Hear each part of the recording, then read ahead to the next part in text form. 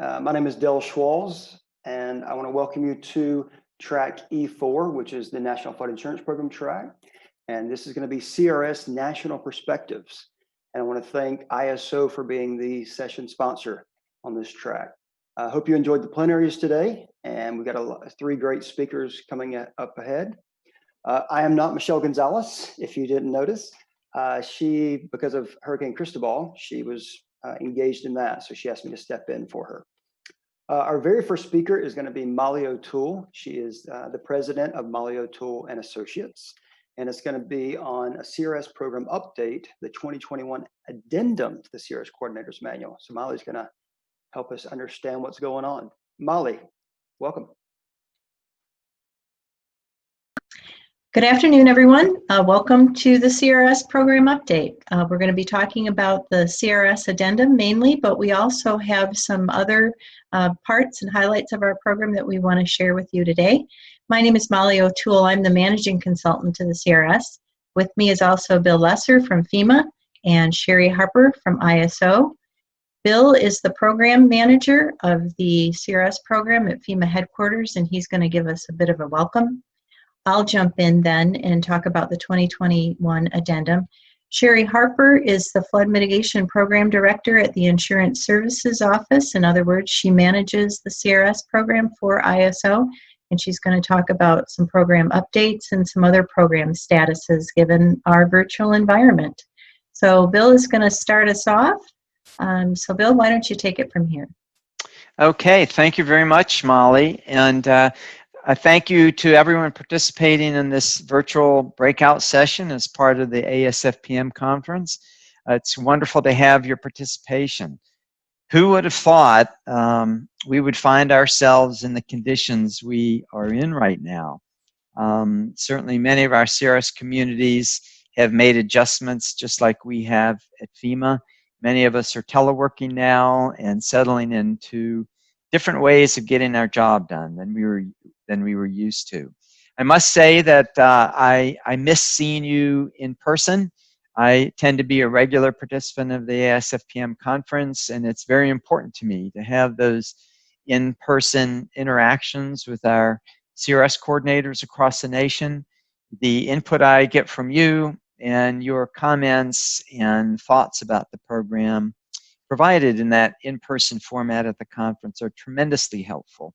So we'll do what we can this year. Hopefully we'll all be back together in person next year. The CRS program is doing quite well. It continues to thrive. Molly has put up some numbers pertaining to our activities. We've got over 1,500 participating. We continue to have new communities joining the program each year, and very importantly, communities advancing in class. Much of that success, of course, is due to your dedication and very hard work. I know that I know it's not easy being a community CRS coordinator for those of you that are in that role, and your commitment and work in striving to make communities more resilient and getting the good message about the importance of flood insurance out is greatly appreciated. Last year at ASFPM, I believe it was the last day of the session, rather the conference in Cleveland, there was a session with Chad Virginis of ASFPM and David Marstead, the Deputy Associate Administrator for Mitigation and Insurance here in FEMA. They had a conversational style session there, and the discussion was around National Flood Insurance Program transformation and changes coming. I think specifically they were talking about the Risk Rating 2.0 program. And Chad asked a very good question. He asked David, what does all this mean for the Community Rating System program? And David replied something to the effect of, well, the CRS program as we know it will continue, but the program will have to evolve, meaning change and adjust to some of the broader NFIP transformation initiatives underway. And that is what we're doing. I want to highlight a section of my directorate's strategy. This is the Mitigation Directorate Strategy 2020 to 21. We have a priority in there, and it reads like this. Priority 3, foster effective mitigation outcomes through enhanced data analytics and decision making.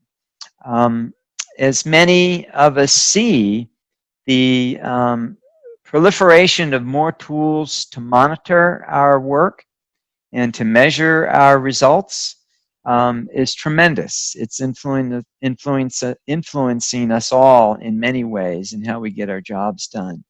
And we will see that this data analytics style of analysis and program review and introspection, you might say, will play a larger role in future years as we continue to run the community rating system. Again, thank you for your hard work. Thank you for your dedication. And I'll turn it back to Molly O'Toole, our managing consultant for CRS, and she will walk us through some changes we'll be looking forward to in come 2021. Thank you. Very good. Thank you very much, Bill. I'll talk about the addendum. We're going to touch a little bit on the purpose on why we're taking this addendum route. Today, then, mostly we're going to talk about the couple of prerequisites that communities need to be aware of that will be within the addendum. One is new and one is a clarification of an existing prerequisite. You should have heard about both of them by now, but we'll spend a little time in detail on them and look at what the bulk of the addendum will include are some new credit opportunities that align with some new FEMA priorities and some new CRS priorities. And then just a little bit of what's on the horizon for us down the road after the addendum. But when we were together in Cleveland in 2020, we talked to you about a 2021 coordinator's manual, a new manual, and we were looking to do several things, including retire some elements, reweight some credits, add some of the new prerequisites we're talking about, and other things. But now we've opted to take an addendum approach to just have really a supplement to the 2017 Coordinator's Manual that focuses on just a handful of things on that list last year. And that allows us to pay attention and join and complement and enhance the CRS program based on the bigger NFIP transformation that FEMA has undertaken. So this is the first that we've ever taken an addendum approach.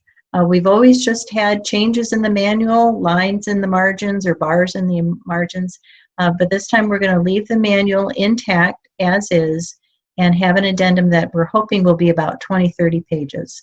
Again, most of it will be credit opportunities, but to build the addendum, we looked at the FEMA strategic plan, the FEMA leadership intent, and our own CRS goals, and landed on these handful of items that we don't want to wait until the NFIP transformation has come to further fruition and we know the direction of the CRS program. We'll touch on some of our future directions in a little bit too. So in the newsletter, we've described the addendum as a bridge between the 2017 Coordinator's Manual that you'll use in conjunction with the addendum. The Coordinator's Manual's activities and credits will stay in place. Those will not change. The only thing that you'll turn to the addendum for is for those changes in prerequisites and those credit opportunities. So keep using your Coordinator's Manual. We won't be combining the two documents, but the addendum might be such that you can rip the pages out and stick them in between the other pages if you have a printed manual. But of course, most of us have gone electronic these days. But the addendum will be effective on January 1, 2021. So most of you know that that means when we produce a new manual or a new document like this addendum, its effective date for you is really at the time of your next cycle visit. So if you're having a cycle visit in February 2021, you'll need to pay attention to those changes in the prerequisites. If you're not having a cycle visit until 2023, you certainly have more time, but we hope you'll pick up the addendum, see the importance of working through those new prerequisites right away, and maybe taking advantage of some of those credit opportunities. About everything we're including the addendum, communities will get credit for it. We do want to point out that we won't be making a draft of the addendum available.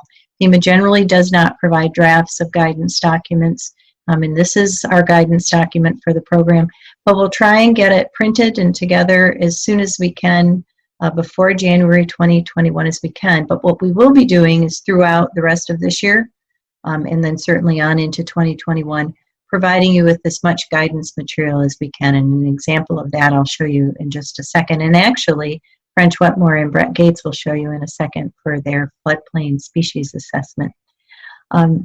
So for our 2 changes in requirements and 2 changes in prerequisites, we're focusing on the 1 Class 9 prerequisite that requires you to maintain elevation certificates, and then the new Class 8 freeboard prerequisite, which hopefully you've heard about and received some information about at your community. But we'll start with the Class 9 prerequisite. We have not created a new prerequisite. We have always said that the community must maintain elevation certificates for new buildings, substantial improvements, substantial damage. But anything more than we've said about that, we've had you go to the 300 series and activity 310 to understand that we're looking for 90% accuracy or correction rate of those elevation certificates to show you those checklists and other activities. So that's been confusing to new communities. They think I'm collecting them. I didn't catch the part that they have to be correct. It's often catching new CRS coordinators in participating communities off guard too. So we decided it's time to put it into the Class 9 prerequisite and be clear that we expect 90% accuracy. But another change here that we'll talk about more on this next slide is now we're going to be doing an annual review of elevation certificates and be looking for that 90% accuracy. And then this last part on the right-hand side of the slide says what you'll be getting credit for in the future is for having elevation certificate management procedures. And this is something that many communities already have, and that for communities that don't, we'll provide some guidance materials, some samples, and we need you to develop those for yourself and implement those. It says what you'll do when someone comes to the permit counter interested in activity in the SFHA, and you're requiring them to get an elevation certificate, and how you'll review and make sure that those are correct. So we'll walk through on this slide just a little bit of what we're doing in the 2017 manual and how that's going to change with the addendum. So for that part of the Class 9 prerequisite, and for some of the credits in Activity 310, we're going to be replacing pages in the addendum. So today, communities submit a permit list and their ECs at every recertification year for the previous year, for the previous 12 months.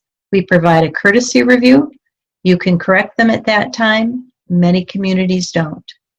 Then at verification time, at verification cycle visit, we say, give us all of your ECs from the past 5 years, or the past 3 years if you're on a 3-year cycle. And then we review those certificates again, and based on their correctness rate, you get up to 20 points, or 38 points for elevation certificate credit, for EC credit under 310. And then we work with you to reach that 90% accuracy. So some communities don't hit the accuracy threshold and get 0. Other communities do get 38. Many communities get something in between. But we've listened to communities say, and many communities have said this, I already gave you my elevation certificates. You gave them back. Why do I have to hand them back to you again at my cycle visits? So we've heard that, and we've made some changes. We believe this is a simplification, and hopefully this will be a help to you. So under the 2021 addendum, over on the brighter blue side of the right-hand side of the slide, we'll want, again, your permit list and your ECs. But we're not going to do a courtesy review any longer. We're going to review them for accuracy. And by the second review, we expect that you have 90% accuracy to meet the Class 9 prerequisite. You'll notice under the verification cycle part of that column, then we won't be asking for elevation certificates again at cycle. We won't be scoring you on correctness rates.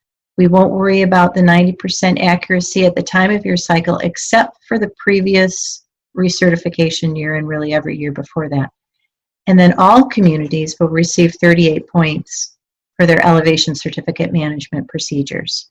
So every community will be getting that. So we've simplified how often you give us the ECs.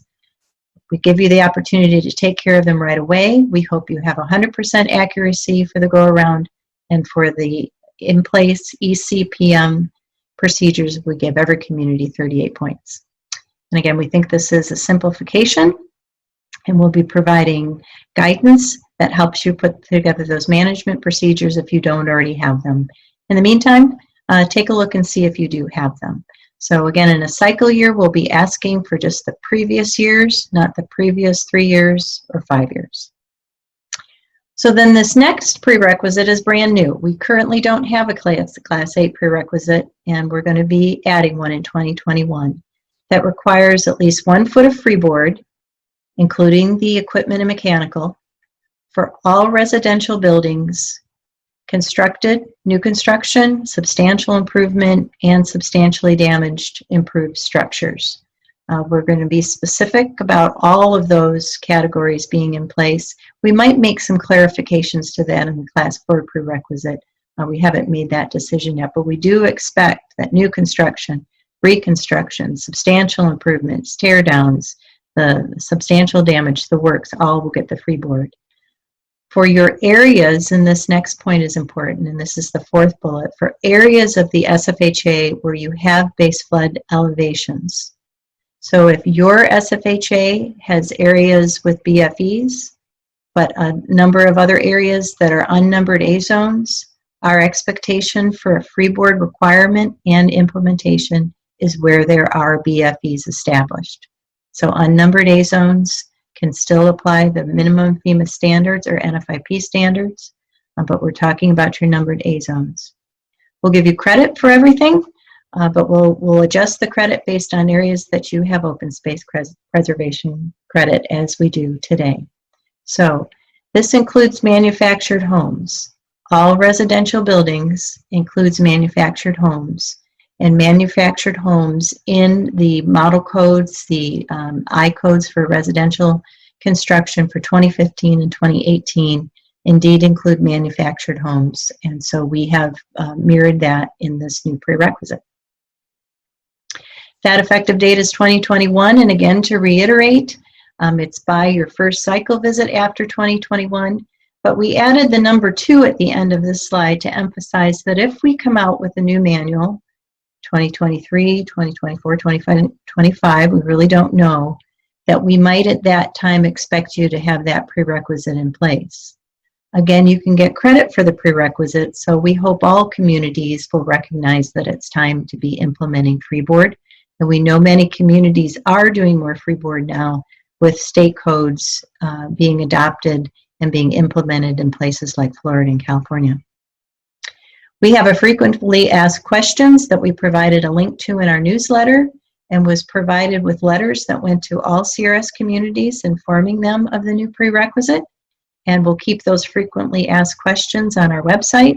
So any questions about this brand new freeboard prerequisite to be Class 8 or better, please visit CRS Resources. Again, our goal here is damage reduction, but our goal is also closing that insurance gap and reducing insurance premiums by having elevation to structures and more freeboard. So back to some of our other program priorities. We're going to walk through these really quickly because this next session following us in the session E4 is going to be about ESA and floodplain species assessments. So at the very front part of the manual, the CRS Coordinator's Manual, for those of you who are familiar, we talk about other program priorities, and we're going to replace our section 116A to have that read natural floodplain functions and endangered species. We have focused on open space, and now we'd like communities to focus on the species within those open spaces or within any area of their community outside the SFHA, and even in developed, and especially in developed areas of the SFHA, by understanding those species by doing a level 1 or a level 2 floodplain species assessment. There will be CRS credit for that in Activity 510, and French Wetmore and Brett Gates will be talking about that. So new credit opportunity for looking at endangered species and floodplain species in your community. Our next new area of credit opportunity is also in Activity 510, and this is to take a pre-flood look at your potential substantial damage. We're going to model much of this activity over the rep loss area analysis, so this will be up to 140 points. We'll give you credit for basic pre-flood planning and property identification that could be subject to substantial damage. But then we'll give you the bigger credits and more substantial credit for pre-populating that substantial damage estimator, and for those communities that track and really pay attention and really truly implement cumulative substantial improvement or cumulative substantial damage. I don't have a separate slide, but we also have some new sub-element activities for flood response planning in Activity 610 that focus on those teams or the permitting efforts or other efforts that you may do post-flood that focus on substantial damage. And then to support the closing the insurance gap, we're going to put additional credit into Activity 370, flood insurance promotion. We also are creating some new credits that have to do with the plan implementation and the plan things that you could be doing. These are all almost going to be bonus credits, not similar to a PPI, but bonus on top of things that you've already included in your coverage improvement plan and are doing for plan implementation, the CPI credit. These are maybe working with your state flood insurance commissioner, not your flood insurance commissioner, your state insurance commissioner, maybe working more closely with a number of flood insurance agents, maybe holding town halls or other open houses that help explain insurance to people. Again, we'll have more guidance on this and explain these new credit opportunities to you as well. And then a few slides on just a handful of other pages that are going to be replaced in the coordinator's manual with pages in the addendum. And one is section 404 for sea level rise projections. Projections continue to change as the years go on for sea level rise, so we're going to refresh that page from what we had in 2013 to the new curves that NOAA and the Corps are using here for 2020 and in 2021. For Activity 450 for watershed management, we're going to change the impact adjustment. It won't be based on a community anymore. So in this photo, it won't be based on the tan plus the green plus the white to get you an impact adjustment. We're going to base it on the percent of your watershed in your community that you regulate and get stormwater management regulation credits or watershed master planning credits. There are some changes that will be in that activity too, and we'll be sharing those with you in newsletters. Most communities are going to be gaining credit for SMR and WMP for the changes that we're making. But again, this is an effort to simplify. Been a lot of trouble to estimate watersheds outside of communities, and we think this is the appropriate approach. So we'll share more as we go along on the addendum with you through the newsletter. We have webinar series later in the fall that are dedicated to just the 2021 addendum. We'll be putting out guidance documents for flood insurance promotion, floodplain species assessment, and the substantial damage planning. Again, it'll be effective January 1, 2021. And we do hope to show it to you before then, fingers crossed. If you want to learn more, see the current issue of the NFIP CRS Update newsletter. You can go to crsresources.org and sign up for the newsletter if you need to. That's over in the 100 series. Some of our resources for the addendum we'll put under the manual and guidance page on the site. And then don't forget to hop over to the training and videos and sign up for webinars. So then what's next? What will be after the addendum? We will be back to looking for ways to further simplify, looking to retire those credits that really don't differentiate one CRS community or a non-CRS community from another. And we're going to put a lot of focus on future conditions, whatever that may be for you, sea level rise or urban flooding or urban development or a combination thereof. We started collecting a lot of input from our stakeholders, and we certainly appreciate our entire CRS community, and we have a variety of stakeholders. We will continue to hold on to the comments we've received so far, but we're certainly happy to take more. So tell us how we can improve, how to simplify, tell us what we're missing. You can email the chair of the task force, you can talk to your state, to your region, or talk to us here at ISO. but we certainly appreciate all of your input. So with that, I'm going to turn it over to Sherry Harper to talk about the current program. Thank you, Molly. As all of us deal with the challenges of office closures and travel restrictions, I want to assure you all that the CRS program is going to continue to conduct the regular cycle visit verifications and the annual recertifications. If you're scheduled for a 3 or 5 year cycle visit this year, we will try to see you at some point in time this year. Annual recertifications have always been done remotely, so there really is no change on that front for the program. If you're finding challenges meeting your due dates, whether you have an open cycle or you have a cycle coming up and we've already contacted you and requested documentation, or if you're having challenges meeting your due dates for your annual recertifications because you simply can't get to your office, then I encourage you to reach out to your ISO resource specialist or reach out to your ISO specialist to do your cycle verifications and discuss the challenges that you're having and let them work with you towards a mutual agreement for what you can do. We are asking communities to continue with any of the program updates that they need to do in annual progress reports. But again, if your board's not meeting because your offices are closed, then we do have some forgiveness policies in place that we can exercise for you. Unfortunately, our 4-day CRS courses and our 2-day CRS workshops were mostly being canceled or deferred at this time. That's for the safety of both our ISO staff and you. We can't exercise social distancing in the 4-day or 2-day course formats, so we've opted to defer those to a later date when we can actually conduct them in a normal environment. Our CRS webinar series will continue to grow, and we have some exciting new content for you. We'll be posting those on the CRS Resources website very soon.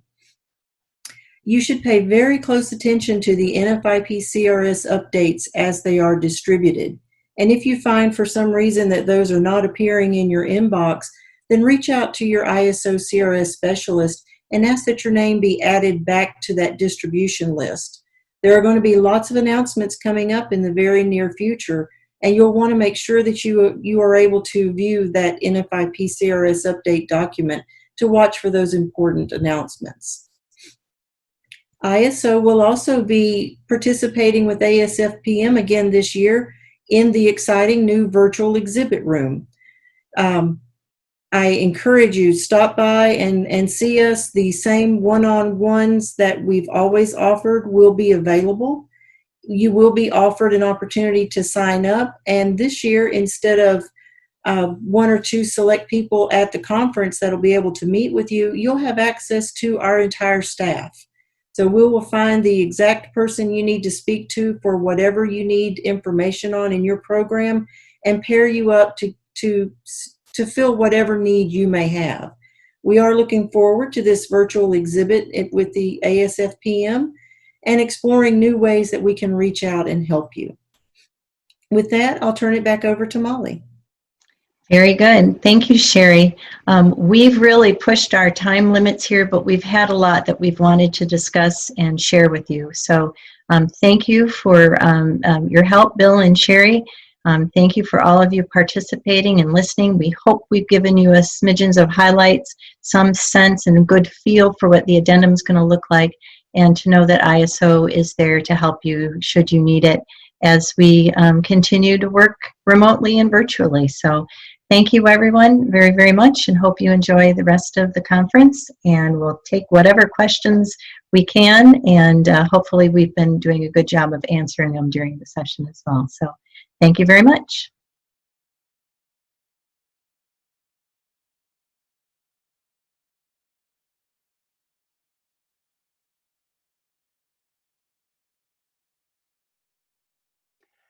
Excellent. Thank you so much for that great talk to Molly and Sherry and Bill.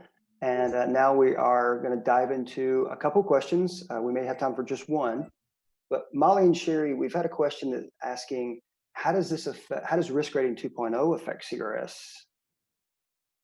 That is going to be the question we'll be asking ourselves in the coming months and maybe in the coming next year as risk rating gets rolled out. The reason and the primary reason for the addendum versus another new manual at this juncture is to better understand how CRS may need to adjust and expand and improve to incorporate risk rating. So that's our very same question. And FEMA and FIMA and our colleague Bill Lesser, plus the CRS task force and a number of other folks, we will be wrestling with that and addressing that. And actually, it presents some wonderful opportunities for this program to grow and be more applicable to more kinds of communities and embrace more activities that we see going on in communities. Thank you for all of Excellent. Well, thank you all so much for a fantastic presentation. There's a lot of questions that came in the chat, and Molly and Sherry have been answering some of those. But don't forget to go to the CRS exhibit hall booth, and you can dive into the one-on-one sessions. There's a Teams link meeting in that booth, and they'll be able to help answer any questions you've got and dive in. So Sherry, Molly, thank you so much, and Bill Lesser as well. And we're going to move on to our next presentation. Thank you. Okay, so our next presentation is coming from French Wetmore with French and Associates. He's the president. He's going to be talking about the FEMA U.S. Fish and Wildlife Service NMFS partnership to incorporate credit for protecting threatened and endangered species into the CRS program. So French, you're on. Good afternoon. I'm Brett Gates and serve as FEMA's NFIP Endangered Species Act Coordinator. I want to thank everyone for attending our virtual session on partnering to incorporate credit for planned threatened and endangered species conservation into the community rating system. A couple of years ago, FEMA decided to create an ESA Section 7A1 program to conserve endangered species and their habitat. We asked for help from experts at the U.S. Fish and Wildlife Service and NOAA Fisheries, and then formed a work group of FEMA subject matter experts, including Ron Saltz of NOAA Fisheries, who explained a brief overview of the ESA, and Kate Bissell of the U.S. Fish and Wildlife Service, who will provide information on what an ESA Section 7A1 program actually is. We have three basic strategies to talk about our 7A1 program. The first is building awareness of benefits of threatened and endangered species conservation. Second, helping communities identify where threatened and endangered species reside using a web-based tool called FRESH. And third, promoting existing incentives and creating new incentives through the community rating system, which will be our main focus today from our other work group expert, French Wetmore. I'll now turn it over to Ron. Thanks, Brett. So I'm Ron Saltz from the National Marine Fisheries Service, Office of Protected Resources. And one of the ways that we protect species is through implementation of the Endangered Species Act, which I'm going to give you a quick overview now. So the purpose of the Act, as stated there, is to recover and therefore prevent the extinction of listed plants and animals and protect the ecosystems on which they depend. The Act is administered by two agencies, Fish and Wildlife Service and NMFS, and we split the jurisdiction based on the species. So U.S. Fish and Wildlife is responsible for terrestrial and freshwater species, while NMFS is responsible for the marine species. So I'm going to go over a few of the key provisions of the Act. To benefit from the ESA's strong protective measures, a species must first be listed. Species can be listed as endangered, which means the species is in danger of extinction through all or significant portion of its range, or species can be listed as threatened. Those are species that are likely to become endangered within the foreseeable future. At present, there's over 2,200 species listed under the ESA.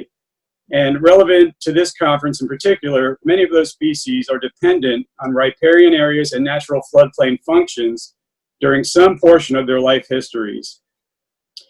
Critical habitat is defined as areas that contain physical or biological features essential to the conservation of species. Recovery plans can be thought of as roadmaps for species conservation. Recovery plans include specific conservation actions or activities that need to be taken for the species to achieve recovery as well as specific criteria for when the species is recovered and could be delisted. Section 7 of the Act addresses the role of all federal agencies in species conservation. So with Section 7, Congress recognized the need for federal agencies other than Fish and Wildlife Service and NIMFS to all work cooperatively to achieve the goals of the ESA. Section 9 deals with take of deals with take of listed species. And Section 9 defines take as to harass, harm, pursue, hunt, shoot, wound, kill, trap, capture, or collect, or attempt to engage in any such conduct. And through further regulations, the term harm is defined to include significant habitat modification or degradation where it actually kills or injures wildlife. So these terms have been well defined through regulations and also through litigation court cases. And then finally, Section 10 deals with habitat conservation plans, which are required as part of an application for an incidental take permit. And HCPs are designed to mitigate or minimize the impacts of incidental take of species that are allowed under the permit. So at this time, I'm going to turn it over to Kate Bissell of the U.S. Fish and Wildlife Service, and she will go into more detail on the specific part of the ESA that the CRS program with FEMA was developed under, and that's Section 7A1. Thanks, Ron. Like Ron said, this is Kate Bissell. I'm with U.S. Fish and Wildlife Service Headquarters Ecological Services Program. And I'm going to review with you exactly what Section 7A1 is. Like it says on the slide here, 7A1 is a less well-known and underutilized mechanism for species conservation under the Endangered Species Act. More of you are probably familiar with Section 7A2, which mandates that federal agencies consult with the services on actions they're proposing that may affect listed species. There are regulations and policy guiding how Section 7A2 consultation should proceed, but currently there are no regulations and little guidance for how Section 7A1 should proceed, but that's not necessarily a bad thing, and I'll come back to that in a minute. So really what we have is just the text from the ESA itself, and the bullet here on the slide, I've paraphrased that for you, and let me just read through it quickly. Section 7A1 requires all federal agencies to utilize their existing authorities to carry out programs for the conservation of listed species with advice and guidance from the U.S. Fish and Wildlife Service and the National Marine Fisheries Service. So what this is saying is that the 7A1 program is FEMA's, and it's the role of the services to consult or to guide and provide advice to FEMA as they are developing and carrying out their program to further the conservation of listed species. So what exactly does an agency program for conservation look like? And I have a bullet here with lots of descriptive words, proactive, strategic, landscape level, a conservation framework. Really what I'm trying to say here is that a 7A1 should strive to look at the big picture of conservation and not just focus on a project-by-project approach to minimize harm, as in a 7A2 consultation, but look at the agency's program as a whole and determine how the agency can make adjustments to the program to ensure they're carrying out the objectives of that program in a way that helps to conserve and recover species. And like I said previously, since there are no regulations or much guidance at this point on 7A1, it does allow for a lot of flexibility in the design and implementation of 7A1 programs. So a 7A1 can look different depending on the agency, its authorities, and the functions of the agency and the program itself. So with that introduction to 7A1 as a whole, I'll turn things back over to Brett and then to French to describe what the FEMA 7A1 program looks like in more detail.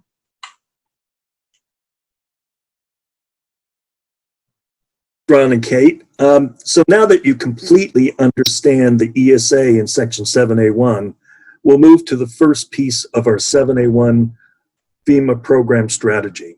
and that is building awareness of the benefits of threatened and endangered species conservation. FEMA developed a conservation website to raise awareness for NFIP communities of threatened and endangered species. The website covers the topics here shown: benefits of natural floodplains, benefits of conserving endangered species, reduce insurance costs and conserve species, and finally, what should I consider if I choose to develop in a floodplain? I encourage all of you to visit the website, go to the link that's shown on this page, and make any suggestions you'd like. My email is on the webpage.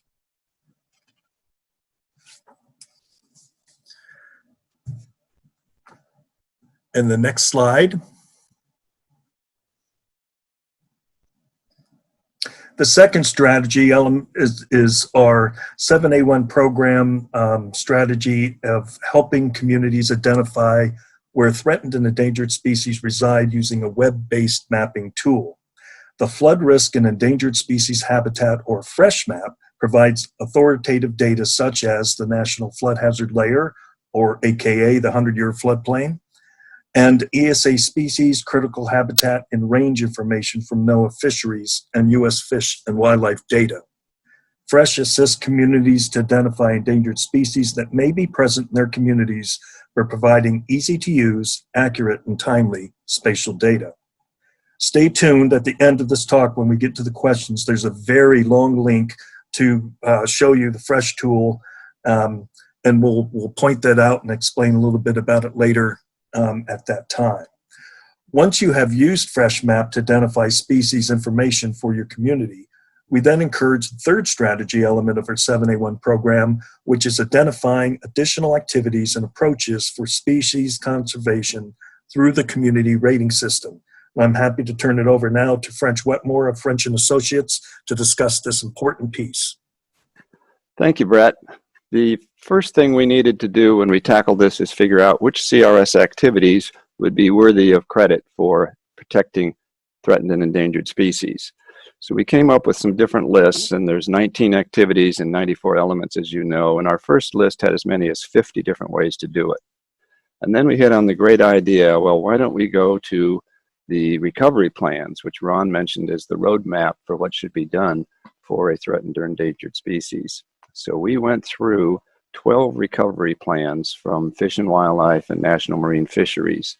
And I would hope you all would take a look at these for the species in your communities. The table of contents usually pretty clearly identifies what should be done about the species. So we took a look at the tasks for these 12 species. Here's the example for the piping plover, which lives on the beach and nests and spends a lot of its time on shorelines. And you can find through going through the recovery tasks something that a community could actually get involved with. So in this one, number 1.21, it was recommended that we discourage construction of development in their habitat, which is beaches. And you can relate that to a CRS credited activity of coastal erosion, open space, and coastal erosion regulations. There was also a task in the recovery plan related to information and education. And as you know, there's lots of credit for public information activities in the CRS. So we took the results of these reviews and developed these two spreadsheets, one for Fish and Wildlife and one for National Marine Fisheries. The checks show where a recovery plan specified an action that you could get CRS credit for, as you can see in these tables. Not surprisingly, a lot of recovery plans talk about public information activities, every one of these, and there's credit in the 300 series. When you're looking at fish, like National Marine Fisheries, one of the best things you can do is give them clean water, and stormwater management credit would help for folks there. So we now had a list of about 22 different elements that could get credit, and the next thing was to find out who's doing this and who's getting credit for it.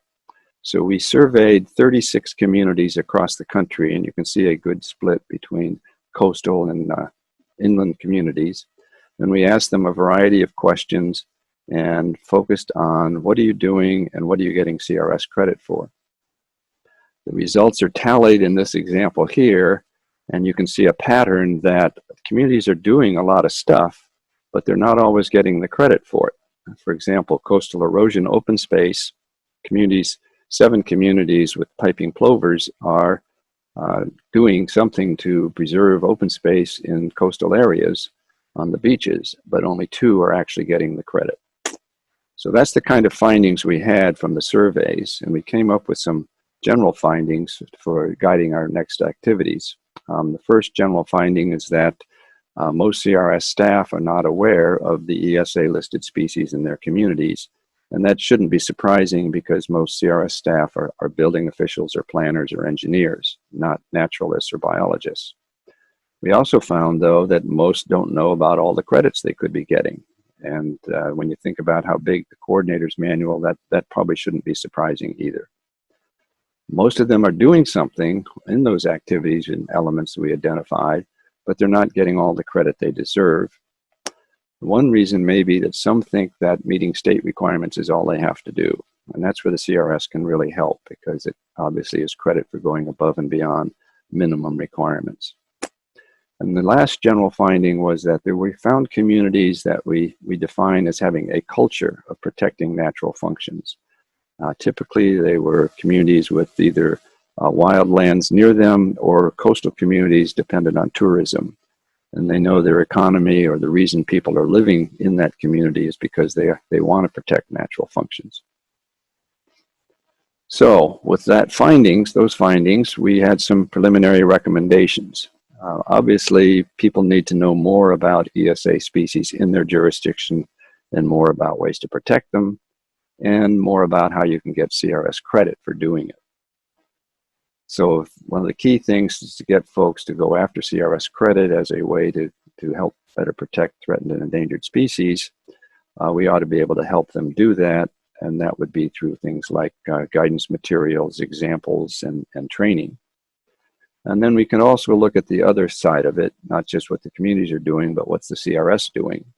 And there would be ways maybe to tweak some credits or do other things in the coordinator's manual that would make it easier for communities or make it clearer for communities to get the credits.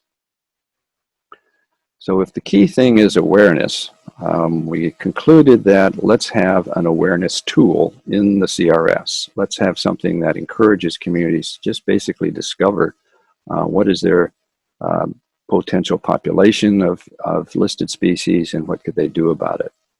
We came up with a tool called the Floodplain Species Assessment. It would have 2 levels. A level 1 is a basic level that anybody could do, and a level 2 would be an advanced level where they would need some technical input, particularly from the 2 services. So the level 1 we've been practicing with and have concluded that what we want is something that anybody could do, a building official or a planner, engineers, the lay people. And they could go online and find out 3 key pieces of information. The first is using the Fresh Map tool that Brett mentioned earlier. They could identify which threatened and endangered species have range or critical habitat in the community. Second thing would be to take the maps available, like Brett showed, and compare the range and critical habitat with their floodplain. And the third thing is to look at the CRS activities that can help, and which ones are they doing, which ones involve areas that maybe there's range or critical habitat. So it's kind of putting together what's out there for the threatened endangered species and what is the community doing or what can the community do on its own that would also be credited by the CRS. So we wanted to try this out, and we've talked to a variety of communities. We've got 5 communities that are willing to test this process out. They are Gloucester and James Cities County, Virginia, which are on the Chesapeake Bay. Monroe, Washington, a city of about 18,000, which is an inland river community north of Seattle. Jefferson Parish, which is a county that is between the city of New Orleans and Lake Pontchartrain and the Gulf of Mexico, a partly urban and partly very open, undeveloped area. And Marathon, Florida, which is one of the Florida Keys. So it's a pretty good cross-section of a variety of different kinds of communities, large and small. We have actually developed level 1 floodplain species assessments for all of these. We have a couple of level 2s in the mill. We'll be finishing up the others. And here's some of the things we're finding. First thing they do in a level 1 is identify their species. And in this case, this is Monroe. Going to fresh, you can get a spreadsheet like this once you identify where your community is. The fresh map tool will identify what species are listed or proposed for listing and which agency is listing. Next thing is to compare the species range or critical habitat with the floodplain. Here's a great example from Gloucester County, Virginia. And you can see the floodplain is the greenish area here, and one species, the sensitive joint vetch, has a very close match with the floodplain. And that's because the sensitive joint vetch lives in tidal marshes. So obviously this particular area of the county would be very important for protection or conservation of the vetch. So on the other hand, there's another plant, the small whorled begonia, which, as you can see, doesn't necessarily have a direct match to the floodplain. And therefore, some floodplain activities would be helpful, but maybe public information would be the most useful thing for them. The third thing in a level 1 is to take a look at the 22 elements that have been identified as most important for protecting threatened and endangered species, and for the community to ask 3 questions. Are you doing this particular activity? If yes, are you getting CRS credit, and how many points? If no, is it feasible for you to do something more? Is it feasible for you to get the credit, to do something that you're not doing, or to get more points? So the community takes a look at this information and writes a narrative, usually about a paragraph or 2 on each of these items, to say, well, here's where we stand, here's what we're doing, here's what we can do, or here's why we can't do something.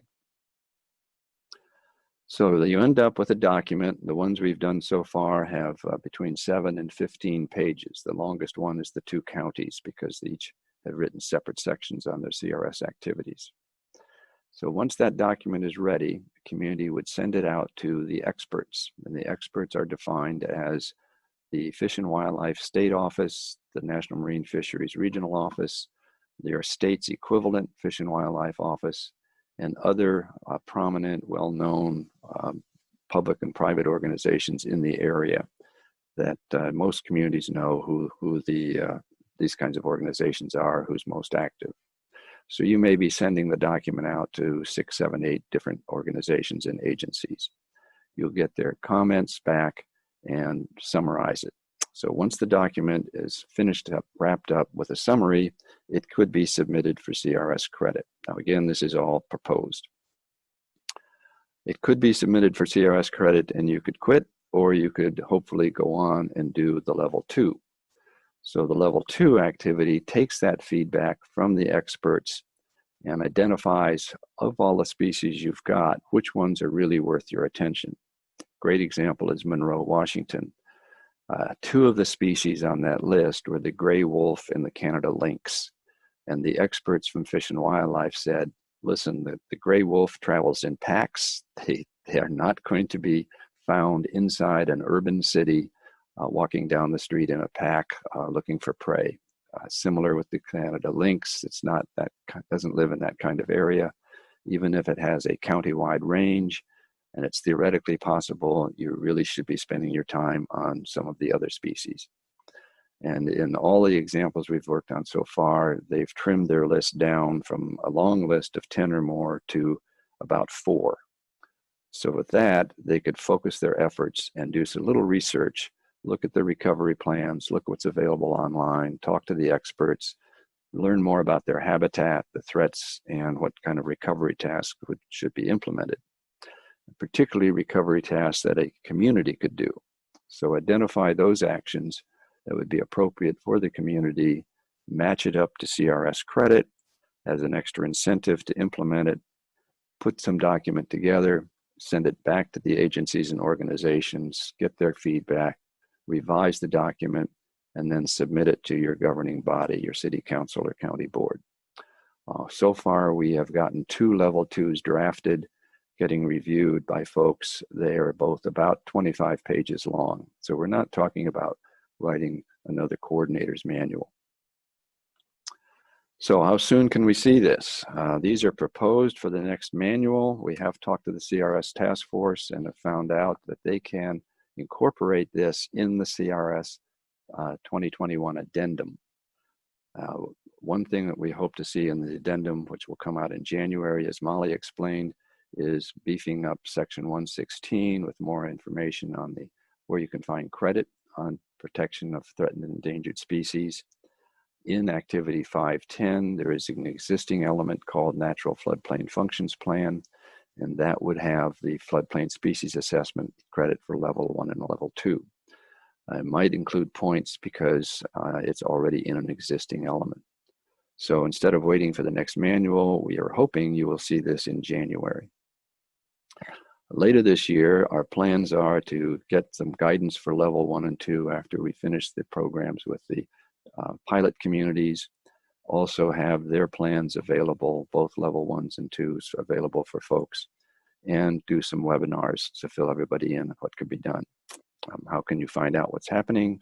Stay tuned with your NFIP CRS update newsletter, which every CRS community and anybody interested in the CRS can get for free.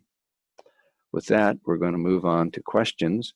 We're going to leave this screen up for a while so you can copy down the links, and the moderator will take it back and handle the questions now.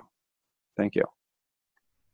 Thank you so much for that presentation, French, and Brett Gates with FEMA and Kate Bizzle with U.S. Fish and Wildlife. Thank you all so much for the information. We have a lot of questions that have come in, so I'm going to go ahead and dive straight in.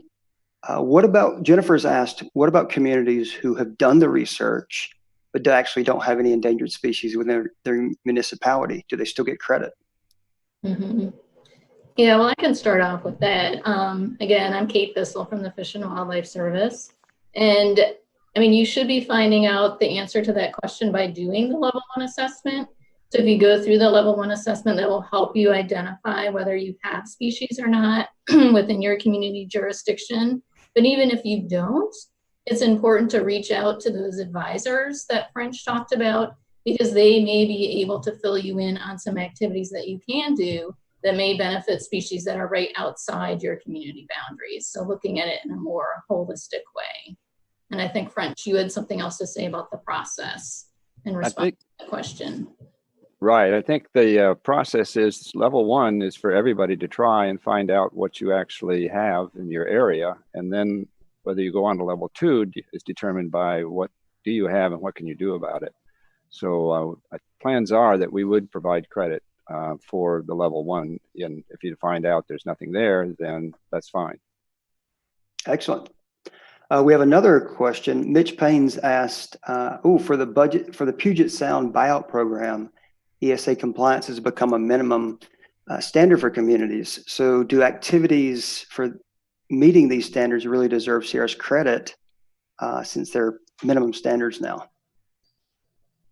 So I think, Mitch, you're so familiar working with King County in that area that you understand that we have, or for the rest of the country, there's a 3-door kind of policy. We have these, you could pick one that's a model ordinance where you're doing all these extra things to be compliant with ESA, but go well beyond most of the requirements. Then we have a door 2, which are you have different laws in place already working with the state and your community that complies with what the BIOP has. And then door 3 is a case-by-case, permit-by-permit.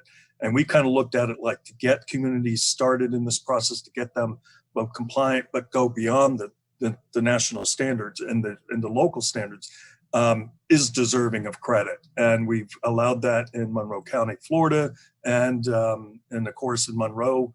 And we would still allow that, of course, in Oregon when we actually start implementing the RPA.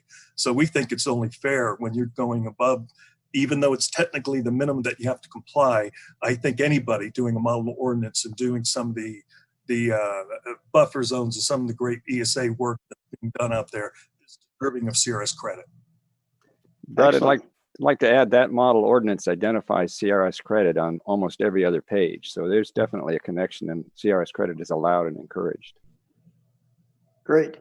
Another question from Ms. Miranda is, Should communities use the ESA awareness tool before signing off on letter map revision acknowledgement forms for private projects?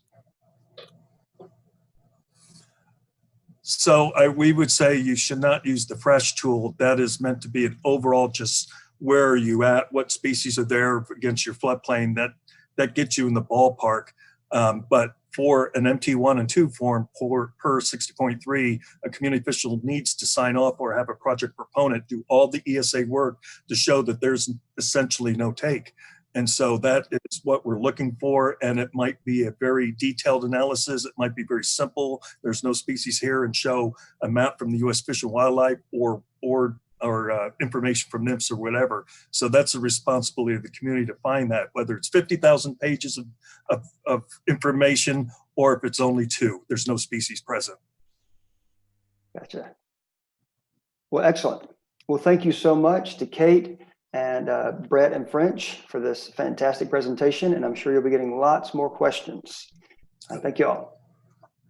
So for our third presenter in this session, we are joined by Ms. Maggie Talley, who is the Director of Floodplain Management and Hazard Mitigation for Jefferson Parish, Louisiana. And Maggie's going to be discussing maximizing your CRS points for your hazard mitigation plan.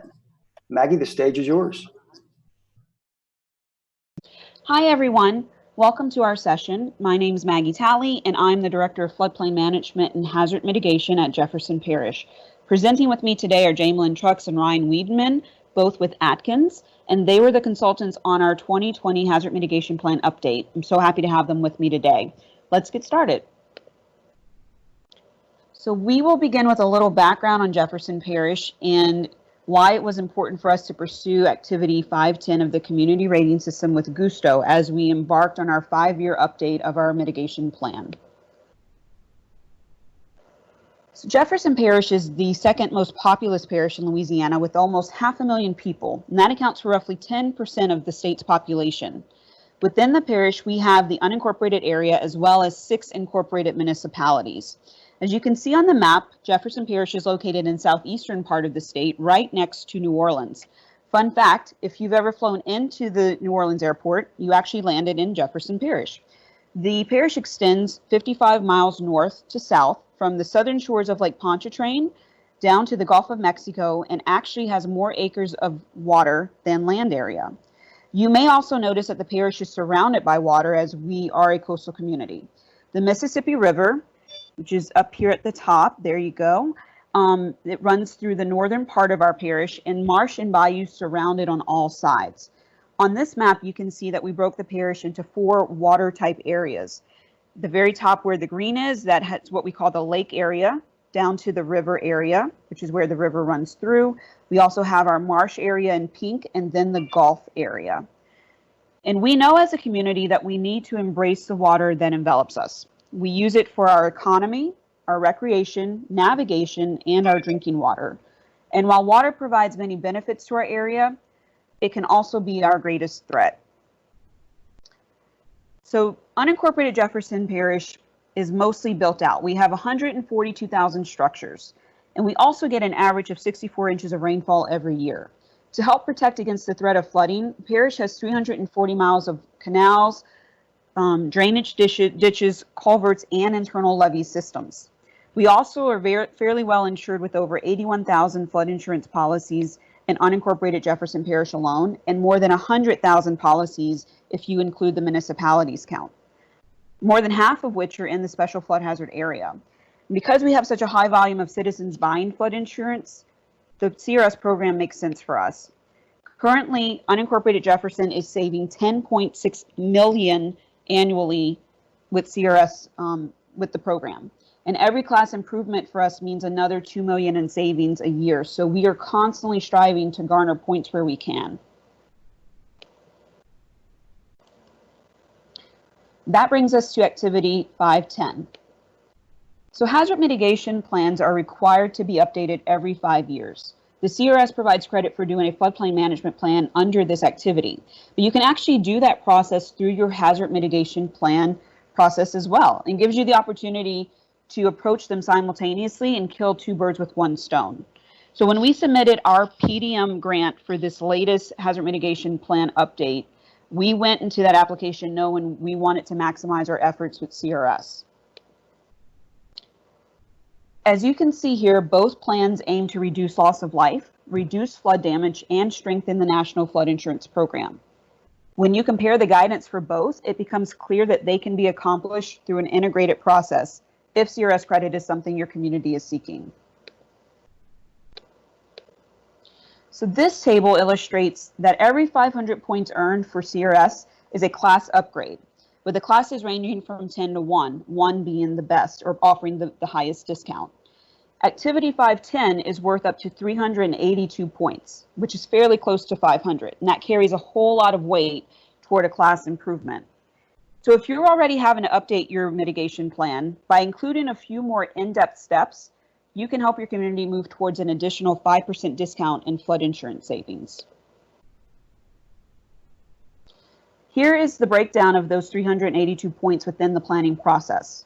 Not only does this table show the parallel steps for both processes, but I want you to notice how you can maximize those points by involving the public. And this also includes creating your planning committee, which is a vital step of this process.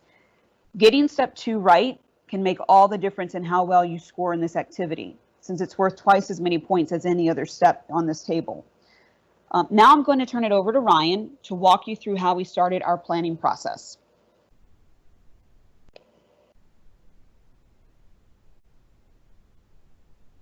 Thanks, Maggie. And most of the rest of the presentation is going to be set up to kind of walk through our process in developing this plan and kind of guide you through the 10 steps of this CRS activity while discussing some of the challenges we faced along the way and what we did to address them. I think we've kind of broken this down in this step-by-step into 3 phases, which is kind of how we viewed the CRS process. First, there's the pre-plan development phase, which is all about setting up the process prior to your kickoff meeting. Then there's the execution phase, where you're actually going in, collecting data, writing the plan itself. And then finally, we end with the implementation phase, where you're putting the plan into action. And of course, here we're going to start off with the pre-plan development phase. Now, just a quick note before we jump into it too far. You'll notice that on each of these slides up in the top right-hand corner is a little box that breaks down the points for each step. So you can see here at a top level, step 1 is worth 15 points, but then we also wanted to try to give you a brief description on how those points are broken down within that step. In general, we're going to try to focus more of our attention on our direct experience with this process than those boxes, but we did think that would be kind of helpful for you all as we walk through this. And with that said, now we're on to step 1, which really goes hand in hand with step 2 in my mind in a lot of ways. So you'll kind of hear me talk about them interchangeably. But step 1 is the organized step, and you can see that it's mainly focused on the formation of your planning committee or team. Note that the committee must meet several times. We had 5 meetings during our process, and that if you're doing a multi-jurisdictional plan, each community involved must have at least 2 representatives to be able to get in on the CRS credit. You'll see that we also there at the bottom did things like getting the parish council to officially provide recognition of the committee, and that's worth 2 points. Now, step 2, as Maggie mentioned, is the biggest point getter of any step, and it's all about involving the public. And a big part of that is getting the public directly involved in the coordinating committee. The big guideline here is that half of the membership of your committee has to be outside of your local government structure to receive the maximum credit.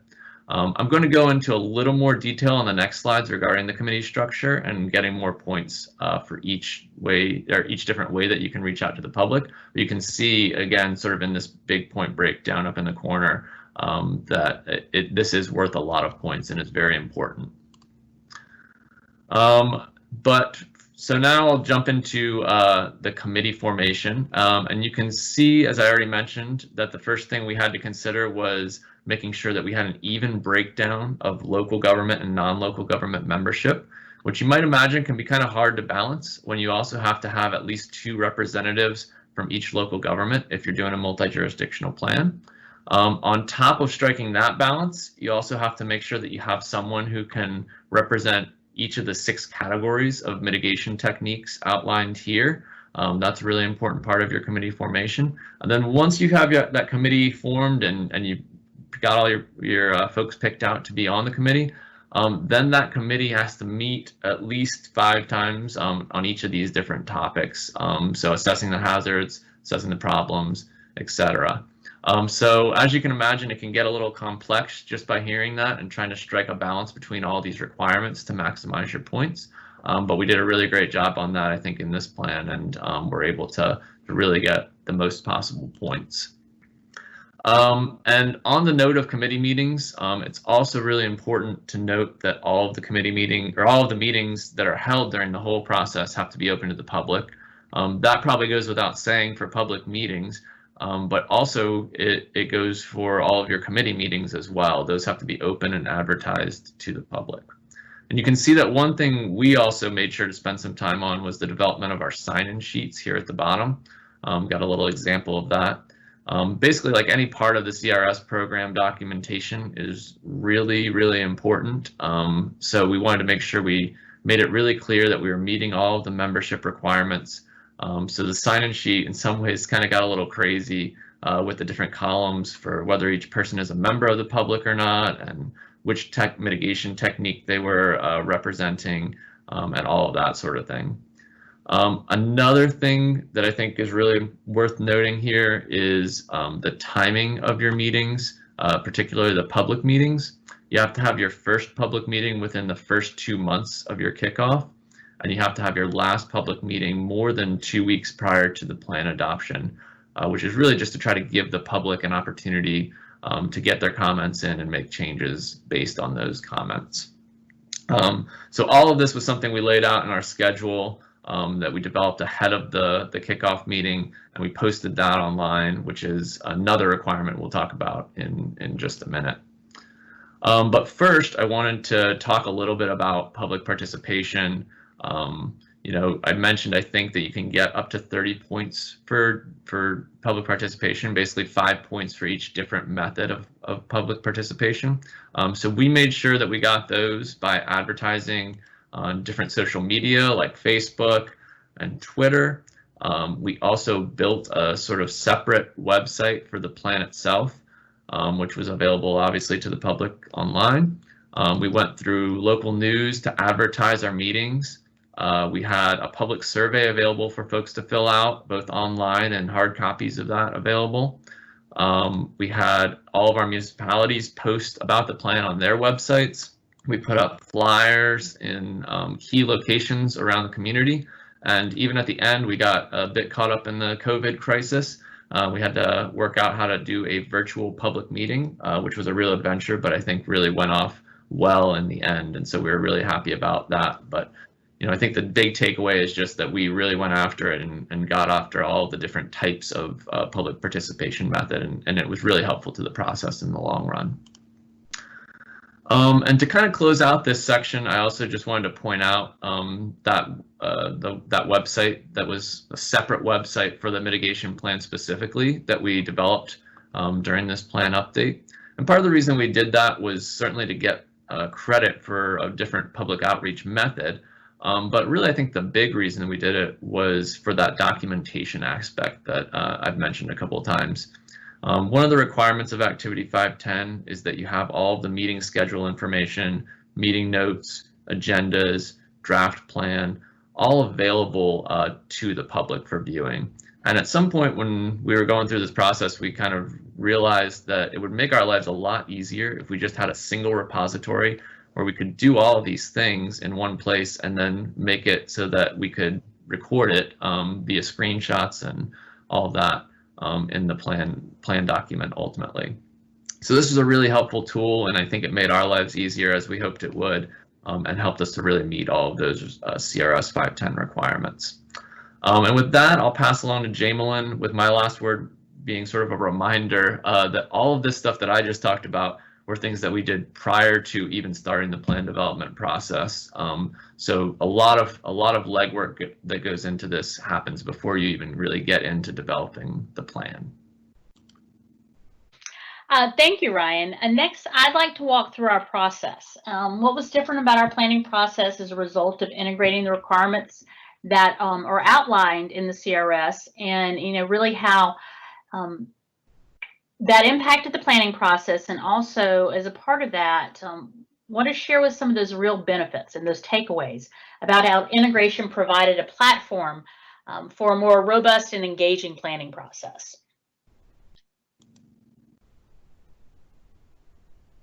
And that leads us into step 3, coordination, which is worth 35 points.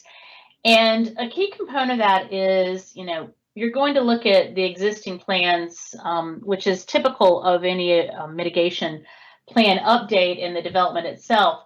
But a key component was that was added to this process was really the stakeholder engagement or coordination, and reaching out to individuals that are not necessarily part of the planning committee or necessarily part of the government entity that are directly related, but entities that are that are kind of tangentially related. And one of those examples here we highlight is the City of New Orleans and the mitigation director for City of New Orleans reaching out and having a one-on-one interview.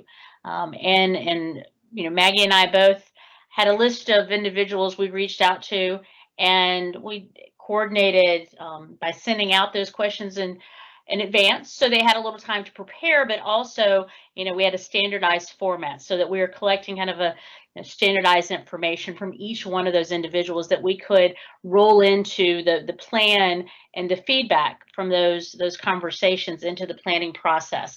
And not only was it worth that extra point to interview those individuals, but it was also important because I think we really had a lot of good conversations that we were able to integrate into the plan itself, and some takeaways. And here, step 4, assessing the hazard. Again, a lot of what this planning process, right, is typical of your hazard mitigation planning process itself, but just kind of adding to it to incorporate to maximize those points. And in this case, we looked a little bit deeper than just your flood risk or your history of flooding. We also were looking at your less frequent flooding events, which especially in Jefferson Parish and in this part of the country, we have intense rain events.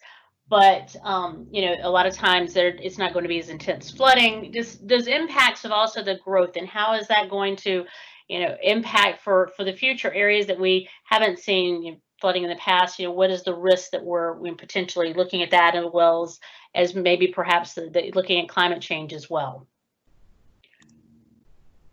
Step 5, assessing the problem. One of the things that Jefferson Parish is really focused on, and rightfully so, they have a significant number of repetitive loss and severe repetitive loss properties, as Maggie mentioned earlier, and focusing on that and really capturing the information and looking at the repetitive loss analysis. And here you can kind of see where we looked at, but not just those impacts from the other groups that we brought into the conversation. So it could be public health, the critical facilities, the economy, by building types, looking at a little bit deeper dive into the information than we would typically take in the planning process, and assessing that the problem itself and kind of a deeper dive. And that, again, not only benefited the planning process, but it also rolled into really maximizing my CRS points during the planning process itself. And an easy one here, we got, you can capture 2 points just by simply setting goals. And then wanted to bring that to your attention. It's kind of a quick and easy one there, though.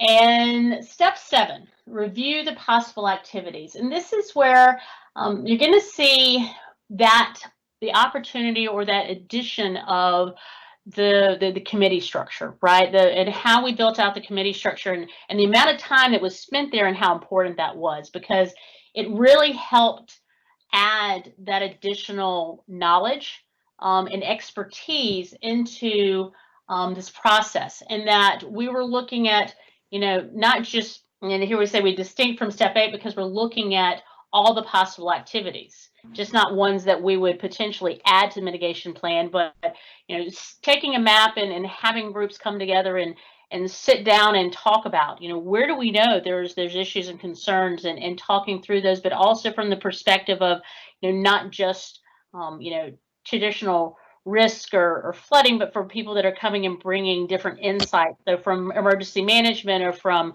public health, and here you can say natural resources, all of those activities, those mindsets and those perspectives, really adding that to the planning process. And see here, we've got a highlight in red where we've, we're looking at the planning process and identification within those sectors. And with step 8, we're drafting the action plan, right? And really a key component of this, and we'll see this on the next slide as well, is that we really provided that additional level of information, but it's really a matter of, for the planning process, you're typically going to go through this and provide this information, but going to that deeper level of detail, but also just the way that you're laying it out is documentation, right? For whoever's reviewing it, whether it's the FEMA reviewer or the CRS reviewer, putting all that information and the information you've gathered, the analysis you've done, and putting it in a format that is easily readable and sortable for them to recognize, yes, they've done this work, they've really thought it through, they've had some really good conversations, and that's really important of documenting, and that's really a key component of the process itself. And finally, the actions by type. This kind of gives you an indication where we looked at 2015, and we had a method that they identified each of the mitigation actions, and we took a fresh look at that and reorganized them by action, so preventative, so P1, and numbered them, or PP1 for property protection. Again, just making ease of use for reviewing purposes. And from that, I will hand it back to Maggie to kind of bring us to the finish line. Thank you, Jamelyn. So yeah, once your plan is actually complete, then the next step is to formally adopt it. It must be done through a formal resolution with your council. And in Jefferson Parish, we actually just hit this step in May. Because we did a multi-jurisdictional plan, each incorporated municipality had to adopt it as well for everyone to get credit and to have a final plan update.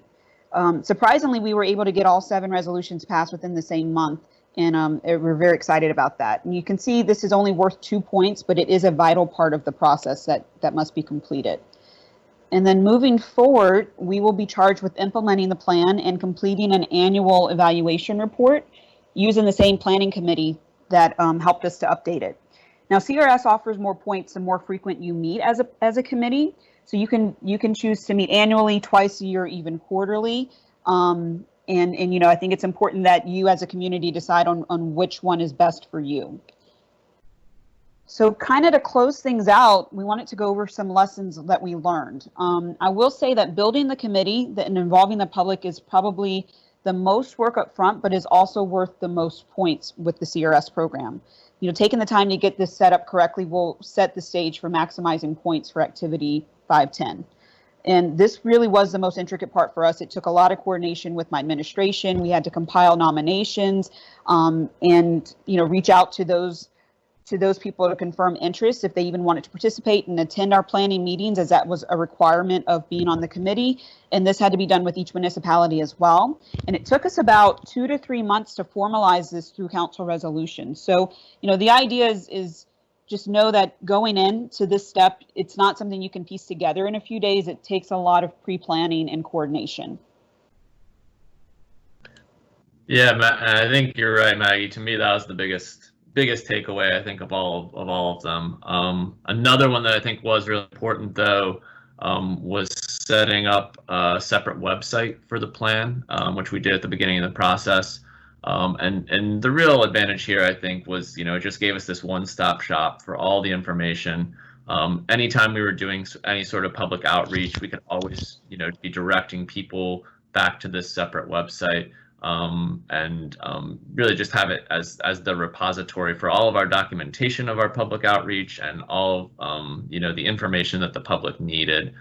So I think another lesson learned for us was just that setting up this separate website was really helpful, and came with a lot of different benefits for the planning process and for our CRS points as well. And I think our final lesson learned here, coordination and putting in the time, right?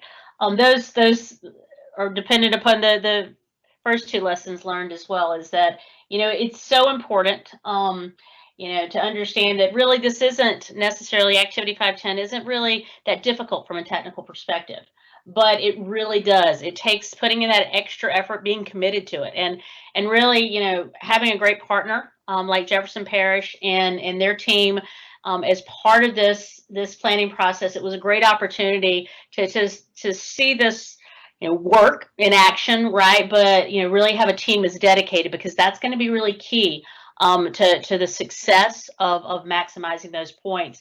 And you know, for us, it's, you know, a great pleasure to be able to work with them. And with that, Maggie, I'll let you close us out.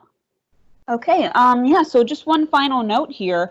In case you aren't aware, ISO is willing to do courtesy reviews of your plan to help you get a sense of where you stand on the CRS points prior to completing your plan. So this will help to inform if you need to elaborate on any of these steps that we discussed, and gives you the ability to make adjustments before finalizing your plan so you really can maximize those points. Now, based on what we submitted for our courtesy review, we are anticipating at least 320 points out of the maximum 382. And that's 100 points more than we scored on our last update. And what's helped us this time around is how we approach step 2 and that committee formulation. So again, I really can't emphasize enough how important that step is. And so with that, that concludes our presentation. Thank you so much for joining us today. And I also want to thank my co-presenters as well. We will be happy to take any questions you may have. Thank you so much, Maggie and Jamelin, for that fantastic presentation, and I appreciate y'all diving into this topic for us. We've got some questions for you, so get ready. One of the first ones is from Adriana, and how does a community with little to no flooding actually set up an HMP? Do you mean funding? Mm-hmm. Yes. So, you know, our community doesn't have kind of a set aside pocket or bucket of money that, you know, that's meant to help us with these plan updates. So what we did was went after a PDM grant, and, you know, we're really successful in being able to use that. Now keep in mind that PDM grants are moving forward with the BRIC program. You know, PDM had a match of 25%, and that can be covered either with funding that you do have available, or could be used, you could use in-kind services using your staff time. And that's a good way to kind of fill that requirement if necessary. So I would recommend looking at grant opportunities to assist you with your updates or creating a plan to begin with. Excellent. So we have another question from Jennifer. Are there any steps or portions of a step that are prerequisites required in order to receive points in other areas? I think, Maggie, you were gonna wanted me to kind of jump in on that one, and I think the answer to that is it's not necessarily that there, as we kind of defined in the presentation, there are different steps in the process, and they're grouped together for activity. But I want to reemphasize the most important piece of that, because that really kind of creates the foundation for the rest of the program itself. A lot of them are activities you do as part of hazard mitigation planning process as it is, but that is one particular piece that's unique to maximizing your points, and it's an upfront activity that really kind of influences the process throughout the planning, the steps within the planning process. So I think that's probably the key thing to point out. Excellent. Thanks, Jamelin. This question is from Carl Walker. Do you feel confident that the electronic meeting format that you set up, especially after COVID shelter in place goes away, but as part of that as well, were sufficient to capture disadvantaged communities, or did you need to make adjustments? Maggie? So we, we put a lot of thought behind how we were going to approach a virtual meeting, given this was the first time we've been in a situation like this. And after kind of weighing out the various options when it comes to social media platforms and what was available, understanding kind of the demographics of our community, we thought, what's the thing that most people that we would think, have access to? And Facebook is what came to mind, because it's how people keep in touch with their families, their kids, their grandkids. And we just thought it would be easier for them to go to a platform that they were familiar with and not have to sort of think through or worry about having to download anything new, as far as, when we have Zoom meetings, WebEx, Microsoft Teams, that's still another step of another download to something. And so we were trying to avoid that. And in that way, we thought Facebook was just going to be the most far-reaching option for that. And in addition to being on Facebook, we also had it live stream on our Jefferson Parish TV page. So that actually was posted on our website, as well as 2 separate channels on public cable. So we thought, with those 2 options, that we did reach probably the most people we could have. Excellent. Well, since we are the last session of the day, I'm going to throw out one more question to you. Could email newsletters about floodplain development that go directly to developers be part of your outreach activities? I would say definitely. Yeah, I think that could definitely be a great outreach project. And if you are part of a PPI, a program for public information within the CRS program, that could also be something that you add as a project that could potentially get targeted audience points or priority audience points, which would maximize the credit that you'd get for something like that. So it's a great idea, and definitely I think would be worthwhile doing. Excellent.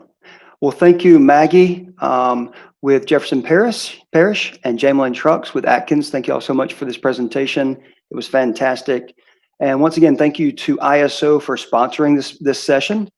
And if you want a copy of these slides, they will be available later on the ASFPM website, as well as all other presentations. So you are free to go, but don't forget that we have the ASFPM virtual trivia happy hour tonight. I was there last night. It was a lot of fun.